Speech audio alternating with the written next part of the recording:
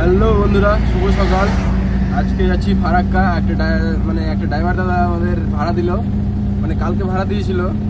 আজকে তো লেট হয়ে গেল, বলেছিল যে 8টার মধ্যে বেরিয়ে, 8টা তো পার হয়ে গেছে। এখন বাজে মোটামুটি 8:30 বাজে। 8:30 বাজে এখন বেরালাম, যাবো ফারাক্কা। ওখান থেকে আছে মেলার মাল, আবার যাবো তারাকালী মেলায়। তারাকালী মেলাতে খালি হবে মালটা। তো চলো, দেখা হবে রাস্তাতে। কত সুন্দর ওয়েদার দেখেছো। অনেকদিন পরে এদিকে ভাড়া হলো। এখন হচ্ছে পান্ডুয়া পার করলাম, 8 মাইল ঢুকবো। আর দেখতে পাচ্ছ সামনে যে গাড়িটা দেখা যাচ্ছে আইচারের, এই গাড়িটা আমার ফেভারিট গাড়ি। গাড়িটা যা ভাগে কিনা অস্থির, রকেট, একদম রকেট ভাগে। আমি তো এই গাড়িটা চরম ফ্যান, চরম একদম। আর এইদিকে দেখো, এত লোড নিয়েছে যে নড়তেই পারছে না, একদম পুরা লোড, হাওয়ার লোড। চলে আসলাম নারায়ণপুর ইন্ডাস্ট্রিয়াল এলাকা। এটা শুধু ফ্যাক্টরি আর গোডাউন ছাড়া কিছু নাই। যেদিকেই তাকাও এদিকে ওদিকে সব দিকে মিল আর শুধু গোডাউন। পার্টি বারবার ফোন করছে, তার একটু ভাগাচ্ছি, কেউ কিছু মনে করবেন না, এইভাবে পাশে থাকবেন একটু। ফাইনালি ঢুকে গেলাম মালদা বাইপাস। কিন্তু সকাল সকাল যেখানে দাঁড়াচ্ছি সেখানে শুধু সিগন্যাল দেখা যাচ্ছে, লাল হয়ে আছে। এটা হলো মালদা বাইপাসের মহানন্দা নদীর উপরে সেতু, বাইপাসের মহানন্দা সেতু। এটা হলো সুজাপুর সিগন্যাল, এখানে সব রেড লাইট দেখতে পাচ্ছি। আর এটা কোথায় তোমরাই বলো? এটা হলো কালিয়াচকে, একদম বাস স্ট্যান্ডের মধ্যে আছে মন্দিরটি। আর এখানে এসব সিগনালে পড়েছিলাম, তোমাদের বলেছিলাম না যে সিগন্যাল আজকে সব জায়গায়। আর এইদিকে হলুদ কন্টেনারের সামনেই ছিল এই বাঁকানো গাড়িটি, ভয়ানক ভাবে বেঁকে আছে মাল। কন্টেনারটা যে ওভারটেক করলো, ওইও খুব ভয়ে ভয়ে ওভারটেক করলো, আর আমিও এদিকে খুব ভয়ে ভয়ে ওভারটেক করলাম। ভাবছিলাম আমার উপরে এসে না পড়ে যায়, যেভাবে বাঁকা হয়ে আছে। তো অতটা বোঝা যাচ্ছে না, কিন্তু সামনে থেকে দেখলে ভয়ানক ভাবে লাগছিল দেখতে খুব। দেখলা এখানে ওভারটেক করতে পারলো না, সামনে একটা টোটো ছিল বলে কন্টেনারটা ওভারটেক করতে পারলো না, কতটা ছুঁয়ে গেল। এই সুযোগ পেয়ে আমি সাইড থেকে কেটে পড়লাম, আদিকে চেপে মারলাম টান, ওভারটেক করে নিলাম।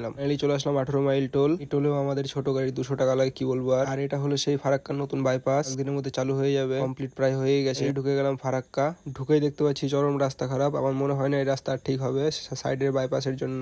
ইঞ্জিনিয়ারদের পুরো ফোকাস বাইপাসের উপরে আছে, এর জন্য রাস্তার দিকে ধ্যান নেই। হয় রাস্তাটা ঠিক করলে খুবই ভালো হয়। অবস্থা খুবই খারাপ হয়ে আছে, মাল নিয়ে আসতে খুবই অসুবিধা হচ্ছিল আসার সময়। এটা হলো আমাদের সেই ফারাক্কা ব্রিজ, চিনতেই পারছো আশা করি। ফাইনালি চলে আসলাম ফারাক্কা। আস্তে আস্তে খুব খিদে পেয়েছিল, তাই 2টো বিস্কুট কিনে খেলাম। আসলো, তারপরে পার্টি আমাকে নিয়ে আসলো লোকেশনে। মেলার লোকেশনে পৌঁছে গেলাম। কত সুন্দর দেখেছো, একদম পুরো ফাঁকা জায়গায় একটা মেলা। আশেপাশে ঘর আছে, ক্যাম্প আছে, কিন্তু কোনো লোক থাকে না। এই মেলাটা হলো মিলিটারি ক্যাম্পের মেলা, এদের ক্যাম্পের ভিতরেই মেলাটা হয়। আর এদিকে দেখো তেঁতুল গাছ, গোটা গাছ ভর্তি তেঁতুল হয়ে আছে। আমি তো 2টো পেরে খেলাম, দেখলাম খুব মিষ্টি তেঁতুলগুলো, খুব একটা টক না। তেঁতুল হিসাবে যে পরিমাণে টক হওয়া উচিত সে পরিমাণে টক ছিল না, তার জন্য খাচ্ছিলাম। আসার পরে আমার পিছনে এই বড় অশোক লেল্যান্ডের গাড়িটা লাগিয়েছিল, তো ড্রাইভারটা বুঝতে পারেনি যে গাড়িটা ওখানে ফেসে যাবে, তাই গাড়িটা লাগিয়ে ওই বিন্দাস ঘুরে বেড়াচ্ছিল। যখন পার্টি বলে যে গাড়ি লাগাও, তখন গাড়ি লাগাতে যে গাড়ি এসে ফেসে। এখানে আরেকটি মেলার গাড়ি ছিল বলে প্রবলেম ছিল না, এই গাড়িটা দিয়ে টেনে তোলা হবে এখন। বাট একটা দড়ি ছিঁড়ে গিয়েছে, এখন মোটা দড়ি লাগানো হলো। এবার আশা করি গাড়িটা উঠে যাবে।